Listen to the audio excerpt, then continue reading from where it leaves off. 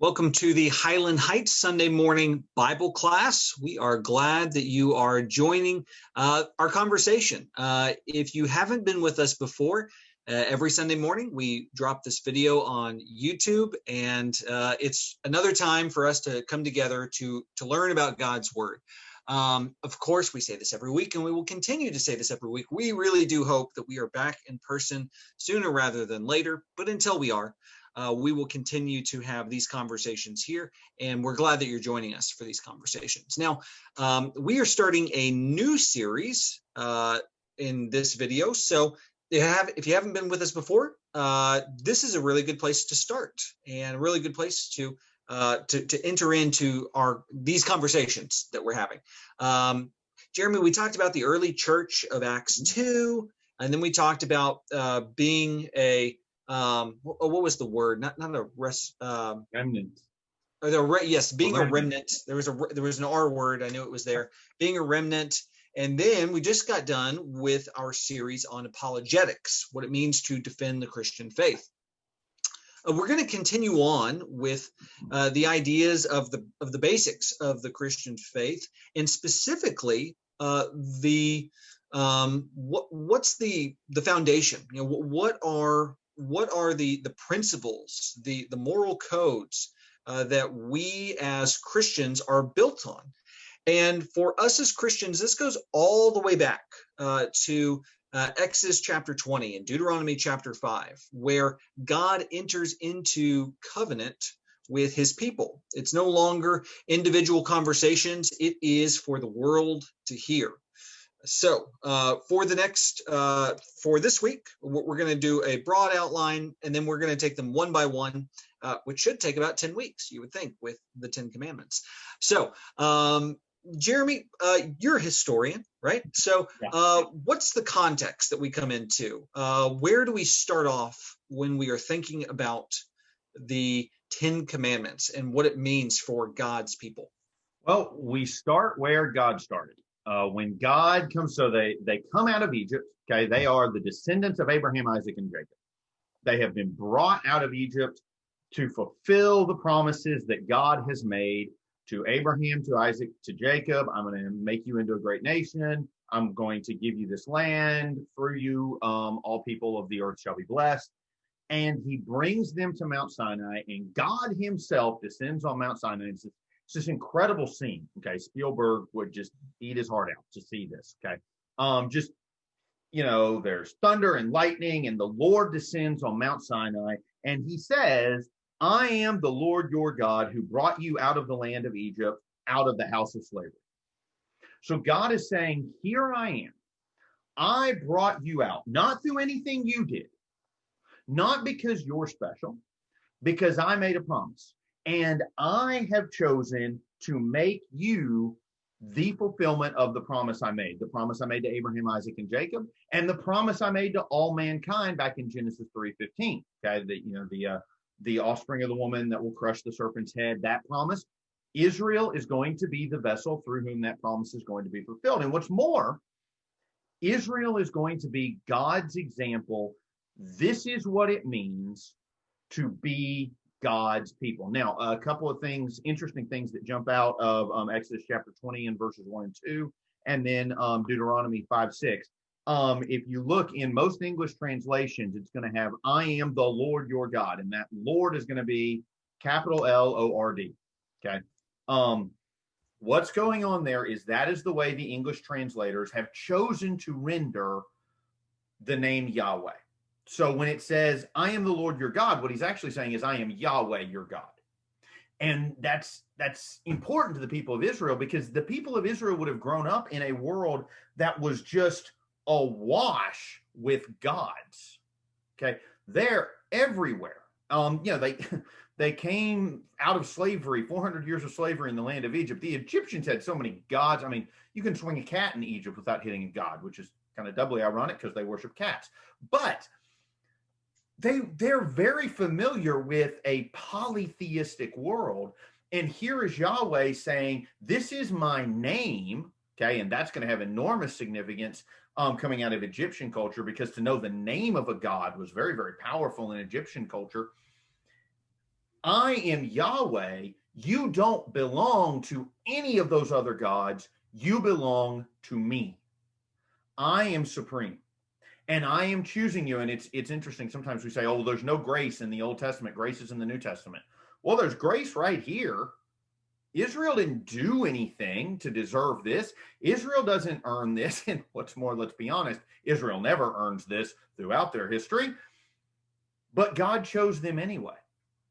And he chose them for this dual purpose. I am going to establish my covenant with you. You are going to be a chosen priesthood to show the world this is what it means to live as the people of Yahweh, the creator of the universe, and you're going to be my vessel for redemption. So it's about establishing that relationship and beginning or continuing this process that will culminate in Christ on the cross. I like the idea of establishing a relationship. There are some scholars that say that the Old Testament really doesn't begin in Genesis. It actually begins in Exodus, because this is the formation of a people. The story of Genesis is a precursor to what God is seeking to do in the world. You give me an eye roll. Okay. What God is doing here is creating a people for himself. Now, they existed, he had created them, right? He is the creator of all things, but they weren't quite his yet. One of my favorite books talks about this idea. It's called Exodus and Revolution by Michael Walzer. It's more of a political science book that kind of reflects on how many civilizations use this as a foundational text. And one of the points that he would make here is that even though God has brought them out of slavery, they're still not out of slavery. They are still slaves in the way that they think. So Jeremy, you talked about how yes, they've always kind of had this idea in the back of their head of who God was. After all, they knew to call out to God. They knew to cry out to God because of their slavery, and God rescues them from that. But they still have in their minds the other gods. They still have in their minds that Pharaoh is the provider. Yes, they just saw God wipe out Pharaoh, but they haven't seen God provide for them in the same way that Pharaoh had provided for them. Now, of course, it's quite ironic that they came up with Stockholm syndrome long before anyone else did, that they're longing to go back to their enslavers. Still, God is having to bring them out of the childlike mindset of slavery. So not only has he physically freed them from slavery, now he has to mentally and spiritually save them from the attitude of being a slave. So he needs to recreate the world. And as you know, we might talk about this later. There's Hammurabi's code. That we have all of these ancient law books that are saying, here's how civilization should be organized. God's going to get there, but in order for him to, as you said, Jeremy, to take them as his own, in order for there to be a real relationship, first they have to know who he is. God must identify himself, and he gives himself a name. It becomes part of who they are.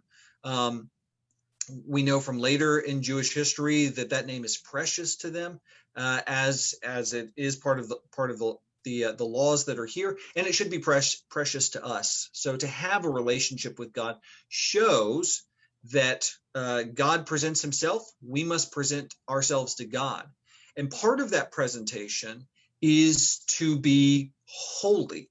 So, Jeremy, what does it mean for us and for God's people to present ourselves as holy in the context of what's happening here? Well, in this context, it's interesting when God descends in his might on the mountain and he speaks the 10 commandments to the people, and the people are like, yeah, no, Moses, why don't you go talk to God, and we're going to go back here. And it's fascinating because later God will say, I hope they always have this respect for me. I hope they always have this awe of me. Now, of course, they won't, but God knows that. But there's a a sacredness, a specialness, an idea of being set apart. And that's what holiness means, is something that is dedicated to God. Holiness comes from God. Okay. Holiness it's essential to who God is. Okay. And in fact, several times in the law, in the giving of the law, Leviticus 11:44, God says, "Be holy, for I am holy." Okay. So when we're going before God, when we're calling out to God, we are to present ourselves not as part of the world, but as something different. And that's he is making them a special people. Mm-hmm. By establishing his relationship with them, and his relationship is what makes them holy. They're special because they're called by God to a special purpose. So it's tied into just this essential nature of the uniqueness of God and things that are tied into the character of God. Now, for Israel, that comes with a blessing and it comes with a responsibility. Right. The blessing that comes with it is Israel's given the oracles of God. Israel has a relationship with God that no other people in the ancient world has. And if you're out in the ancient world, and especially as you go through the Old Testament and you look at Israel and you look at the way they behave, but you happen to somehow be a believer in Yahweh, you're probably going, wait a minute, how come they get it and I don't? Okay. There's a blessing here that God is singling them out to be the special ones, to be the ones who he fulfills their inner desire. You know, the innermost desire within humanity is to return to being like our Creator, to being in God's image. And human beings being human beings, we tend to try to fill that with all sorts of other things. When God is right there, God is coming down and saying, I'm going to fill that desire. Okay. What the world sees dimly, you see clearly, to draw from the New Testament. That's a blessing for them. And what's ironic is they don't act like it. See, it's a blessing, but it's also a responsibility. To live intimately with God is to live differently from the world. It's to live by a different set of ethics. It's to live by a different sense of morality. Closeness to God requires Israel to be like him. You know, it's interesting. Several places in the New Testament or Old Testament, we see God, Isaiah 6 is probably the most famous one. God descends and he is revealing himself to someone. And Isaiah sees this grand vision of the Lord and he goes, woe unto me, for I am a man of unclean lips, from a people of unclean lips. When we are confronted by the real holiness of God, it tends to reflect all the ways that we are not like God. Okay. So there is a responsibility then to become more like God. So he's calling them and he's setting them apart. And that comes with a responsibility to be close to God. But think about the blessing that comes from being close to God as well. Mm-hmm. They, alone among all the peoples of the world, are the ones God chose to be his people. And that's a remarkable, remarkable gift that he calls them to show the world this is what it means to be holy like the Creator. Yeah, the blessing of holiness is also a responsibility at the time. And while we Jeremy, I think you rightly separated out the blessings and the responsibilities. They're one and the same, right? They're identified separately, but at the same time, it is a blessing to be responsible, to be the people that are responsible, to use the word again, for bringing forth the word of God to the world. And we should take that as Christians. We are now the image bearers of God. We have seen Jesus most fully. And because we have experienced that, it is our responsibility to share what we've seen on top of the mountain. I want to go to Hebrews chapter 12. At the end of Hebrews chapter 12, the Hebrews writer seems to also have this idea of the mountain as he's writing about God's kingdom, and the imagery is very very powerful in how it draws on this Old Testament image about the holiness of God. Just skipping around a little bit, Hebrews chapter 12, verse 18. For you have not come to what may be touched, a blazing fire and darkness and gloom and a tempest and the sound of a trumpet and a voice whose words made the hearers beg that no further messages be spoken to them. For they could not endure the order that was given. If even a beast touches the mountain, it shall be stoned. Indeed, so terrifying was the sight that Moses said, I tremble with fear. Then he talks about Zion, and it's a rich passage, and I hate to skip over that part, but skipping down to verse 26, at that time his voice shook the earth, but now he has promised, yet once more I will shake not only the earth, but also the heavens. Skipping down to verse 28, therefore let us be grateful for receiving a kingdom that cannot be shaken, and thus let us offer to God acceptable worship with reverence and awe, for our God is a consuming fire. We as Christians enter into the same presence that Moses entered into. While God's chosen people of Israel were scared to go into his holiness, Moses, Jesus, they're calling us up that mountain, right? That is something that we are called to do. It is we do approach it trembling, fearfully, but we are nonetheless called to approach God in that way. It is a blessing and a responsibility, and because of that, it gives us something to look to as Christians to say that this can be our heritage as well. The people of Israel, so it's kind of skipping to the end, they do accept the responsibility. They verbally say, yes, we accept it, as the law is read to them then, and they do that throughout history. And it's strange because they accept it not only for themselves, they accept the blessing and the responsibility not only for themselves, but they also accept it for their children and all people that come from them. And I'm not sure how much Israeli blood I have in me, what blood I have that comes from that group of people.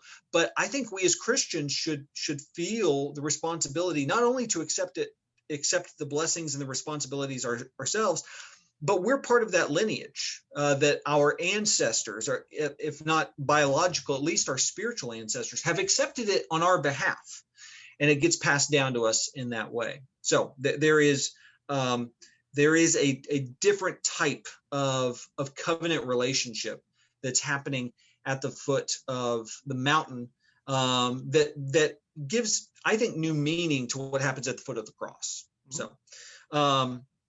All right, let's talk some more about holiness. This is a word that's going to come up not only this week. It'll probably come up every single week that we're talking about the Ten Commandments.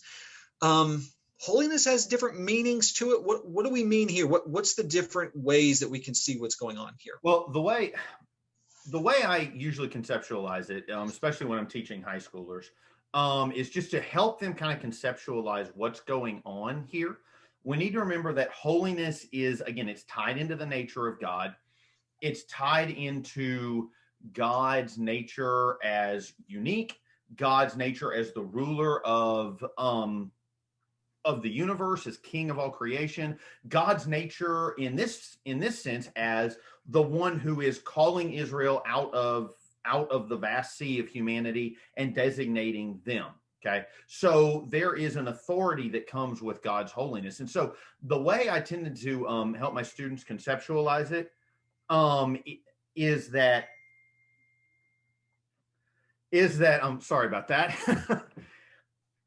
Is in three different categories. Okay. And these categories are in many ways functional categories, but categories of how do we conceive what God's doing in the old law.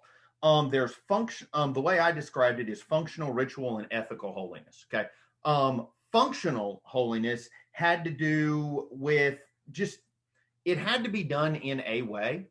So God designated a way to do it. And that doesn't mean that it's arbitrary. That doesn't mean that it's somehow unimportant. If God says it's important, it's important, period.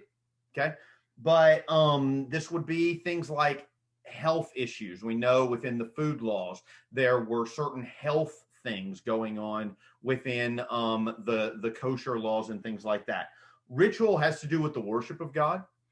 There were some very strict things that they had to do when they were coming before God, and the way they treated the tabernacle, the way they treated the altar, the sacrifices, all of that. That because you are worshiping God, there was something that had to be done, a sacredness to that act, a specialness to that act. And then there are things that are ethically holy. These are things that are tied into the character of God, the nature of God. They are holy because they are in character with God, or they are unholy because they are out of character with God. And the Ten Commandments are very much ethical holiness. The Decalogue, it is a list of do's and don'ts. Okay, it is thou shalt not, or thou shalt, or thou shalt not. Boom, boom, boom, boom, boom, boom, boom. But it's so much more than that. The Decalogue is ethical. It's not restrictive, it's liberating. This is how we're supposed to live. And it's okay, if we think of it as what is the bare minimum that I can get by with and not violate the commandment not to lie. Okay, if that's our attitude, we've already violated the commandment. Because we have a heart that will lie. Jesus is going to make that point in the Sermon on the Mount. I'm sure when we get to those commandments, we will spend a lot of time going back and forth between Matthew 5 and Deuteronomy 20. Jeremy, let me just quickly interrupt you here. So just we don't have time to really flesh this out, but I want to at least ask it, and we can explore it over several weeks. When Moses brings down the Ten Commandments, are all the things that Jesus said, 1,500 years later, 1,800 years later, are those already in there? Or, Jesus is not adding anything new, right? Even though it's not explicitly stated, it's still everything that Jesus said, God was saying already. Is that fair? Yeah, I think that would be a fair characterization, in part because what is the greatest command of the law? Love God. And the second is like unto it, love your neighbor. And by the way, Jesus was not being clever or creative when he said that. He was not the first person to say that. No, yeah, he's not the first person to say it. He's not the only person in that culture that said it. Okay. That was a common response. Okay. There was a rabbi who was challenged to teach. A Gentile said, I'll become a convert to Judaism if you can teach me the entire law while standing on one foot. So the rabbi picked up a foot and said, love God, love your neighbor. Everything else is commentary. Now go and do. Okay. And the entire law is love God and love neighbor. Okay, that's deep. There's a lot to unpack there. The Ten Commandments, I keep calling it the Decalogue. The Ten Commandments is the beginning of unpacking that. Well, if you think about it, if you truly love your neighbor, it's going to go deeper than just not killing them. Okay. Yes, it's good to not murder your neighbor. I haven't killed my neighbor in forever. It's been great. I can imagine your neighbors will probably appreciate that too. But if you truly love your neighbor, it's more than that. See, right. It's a list of ethics. Okay. Now, is this this is a pretty good list for a functional society, but it's also a list that when you understand and unpack what God is saying here and how it all it fits together as one unit, in addition to being 10 commandments. Okay. The 10th commandment, thou shalt not covet, and we'll unpack this more in about 10 weeks, it's kind of a catch-all of the previous 5 or 6 commandments. Not only don't do those things, but don't have a heart that would make you do those things. Okay. It's a list of how should your heart relate to other people. And it's in many ways, it's a relational list. It's a list of relationship. At the bare minimum, if you want a good relationship with your fellow human, you're not going to do these things. If you want a good relationship with God, you're going to do these things or not do these things.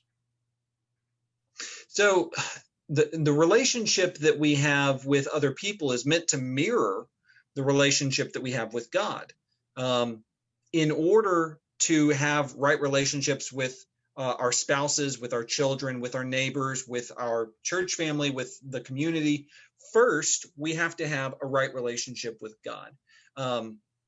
And that's why the first four are setting up that relationship. I would also argue that the reason why the transition, the number 5 that transitions to the rest is, honor your parents, which is kind of a backdoor way of commanding the parents to prepare children, right? Yeah. So yes, it's a command to children because everyone's a child to someone. Everyone has parents, but it's also a way to remind parents you're the one that is supposed to be worthy of honor. It's kind of in the same way that Paul, Romans 13, says, submit to the authority, submit to the government, which is kind of a backhanded way of telling the Roman government, you need to be a government that is worthy of being submitted to. Yeah. So God in handing down these laws, first, it wants a right relationship with him. Through our families, he creates individuals that are not only ready for that relationship, but also ready to engage with the world. Yeah. And after they've done that, all relationships start to make sense. Jeremy, other thing, yeah. Well, if you think about it, a couple of thoughts. One, you think about it, if you have a right relationship with God, you're going to have a right view of his creation. Okay. Mm-hmm. And we see that captured in the second commandment. And we see that captured in the 5th commandment. Okay. And 6, 7, 8, 9, and 10. We're the creation of God. When you have the right relationship with God, you understand that God created mankind in his image. And so if you're going to respect God, you also have to respect your fellow man who are made in the image of God. And what's even more interesting to just to build off of what you're saying about the 5th commandment is in chapter 6, one of the big themes in Deuteronomy chapter 6 is teach your children. See, you were talking earlier about accepting the responsibility on behalf of their children. Well, in accepting responsibility on behalf of their children, they were also accepting responsibility to train their children in these things. And as we know, some generations did better than others. Okay. So part of this is passing it along. And one of the ways we pass it along is modeling what we expect to be done. You can tell your children all day long to have the attitude that doesn't murder, commit adultery, steal, bear false witness, covet. But if you don't live that out, it's not going to make the impact. It's just going to be words. Okay. And so part of this is passing this along to later generations. And if you pass this along, they will honor their father and mother because their fathers and mothers have done the job of passing it along. Yeah. That is a high challenge, for all of us to live up to not only share it within our families, but within our communities as we are, part of God's family in that way. So kind of summing this all up, what is this leading us to? I know you've used the word already, the priesthood, but also, this is what First Peter. It's what the First Peter. First Peter talks about that we are this royal priesthood. For the Israelites, they had a priesthood. It was the Levites that had that special connection with God on their behalf. How do we understand that today? Well, what does a priest do? A priest has a closer relationship with God and serves as an intermediary.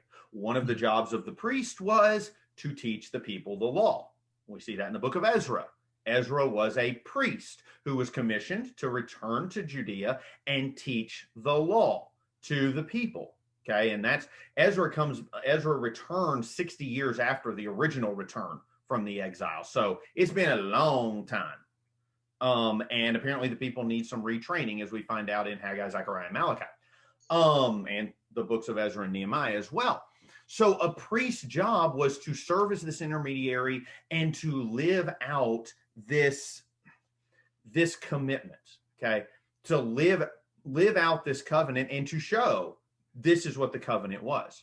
So when we think about it, We are the heirs of Israel, but we are also a chosen priesthood in the world.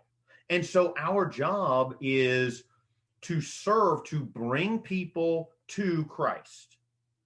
We are the plan to carry the plan of salvation. Christ died on the cross, he was raised from the dead, and then he returned and he left the church to share the word. Sometimes people say, why are we still here in this lost and dying world? Because the world is lost and dying. That's why we're here, is to open that door. So Israel is being told, you are a chosen priesthood, a special people called out from all over the world. Hey, that called out word is interesting. Called out from all the world. Well, the original word for church was ecclesia, which means called out. That's what we are too.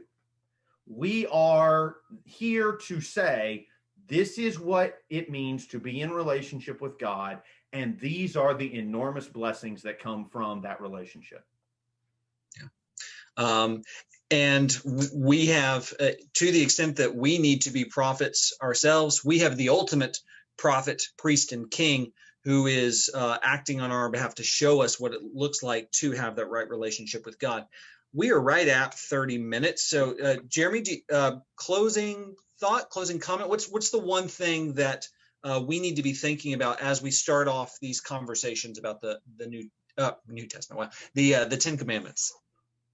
I would say thinking about our heart. One of the challenges Israel has throughout the Old Testament is they can do the externals. That's easy.